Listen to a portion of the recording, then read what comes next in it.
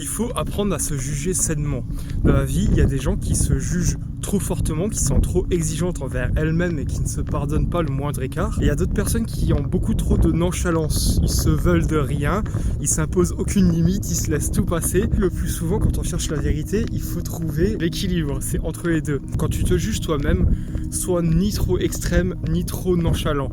Il faut que tu trouves le juste milieu. Comment tu trouves ce juste milieu? Pose-toi la question, comment tu jugerais une personne que tu aimes? Si, vas-y, il y a ton frère ou ta mère, n'importe qui fait un excès, comment tu vas juger cette personne? Est-ce que tu vas la juger avec virulence, avec férocité? Tu vas montrer de la sympathie et de la bienveillance envers l'erreur, envers l'échec.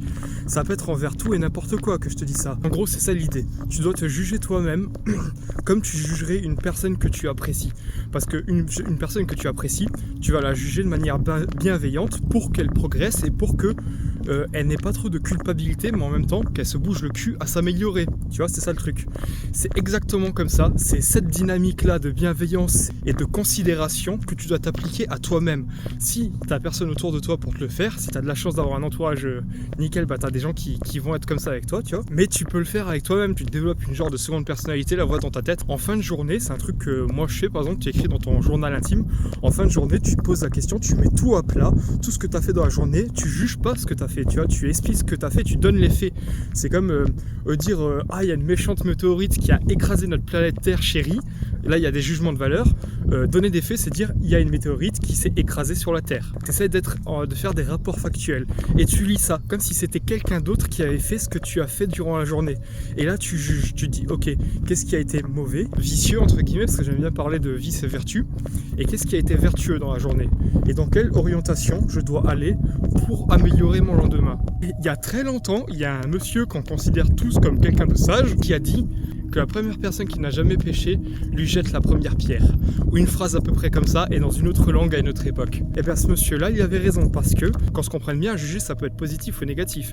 Quelqu'un peut te dire, tu es le meilleur, gros, ou t'es une ordure, tu vois. Et pourtant, ni l'un ni l'autre n'est une vérité. Ce sont des points de vue, c'est complètement subjectif. Ça m'est déjà arrivé dans la vie d'avoir fauté. Tu sais, on a des principes, on est des humains, on n'est pas parfait, et parfois on fait des bêtises, et voilà, il faut juste assumer les choses comme un adulte responsable. Mais il y a des gens qui sont autour de toi qui vont venir te reprocher la chose parce que tu as touché une corde sensible à l'intérieur de leur esprit. En tout cas, ça repose toujours sur quelque chose qui est à l'intérieur de la personne en face de toi, tu vois. Quand tu blesses une personne par tes actions, c'est parce que cette personne, elle s'attendait à quelque chose. Elle avait déjà un avis sur toi qu'il ne fallait pas que tu te déçoives. Même toi, tu n'étais pas au courant, tu vois. Mais tu dois remplir cette case à ton insu, en fait, sans même jamais en avoir communiqué. Le jugement d'une autre personne, il est assez relatif et tu dois pas le prendre trop à cœur, tu vois. Parce que c'est le point de vue de la personne mêlé à ses sentiments qui sont totalement personnels et qui ne te représentent pas toi dans ta globalité. C'est que la personne en face de toi, elle a des sentiments qu'elle n'arrive pas à exprimer autrement. C'est comme aller à la violence quand on n'arrive pas à régler des choses à l'amiable ou par la discussion. C'est parce que on arrivait à terme sur le moyen d'expression. On ne sait plus s'exprimer autrement que par cette méthode-là. Et les gens qui vont te juger, donc toujours de cette manière négative, ils vont cracher leur venin, leur haine sur toi, mais il faut pas que toi ça t'affecte, parce qu'ils disent c'est une vérité pour eux, mais ça ne l'est pas forcément pour toi, ni pour le reste du monde autour de toi, donc ça n'a pas à t'affecter, ça n'a pas d'importance. Rappelle-toi qu'on est tous des grains de sable sur une petite terre gigantesque perdue dans un univers, dans l'espace-temps, donc leur avis a très peu d'importance et surtout il est totalement subjectif, il ne représente aucune réalité. Quand ces gens ils vocifèrent, quand ils sont méchants envers toi, quand ils t'attaquent et qu'ils te blessent, ils le font pas volontairement, c'est malgré eux. C'est parce qu'ils sont incapables d'exprimer leurs sentiments autrement. Et ça amène une vidéo que je te ferai si ça t'intéresse, mais moi ça m'intéresse vraiment de te la faire.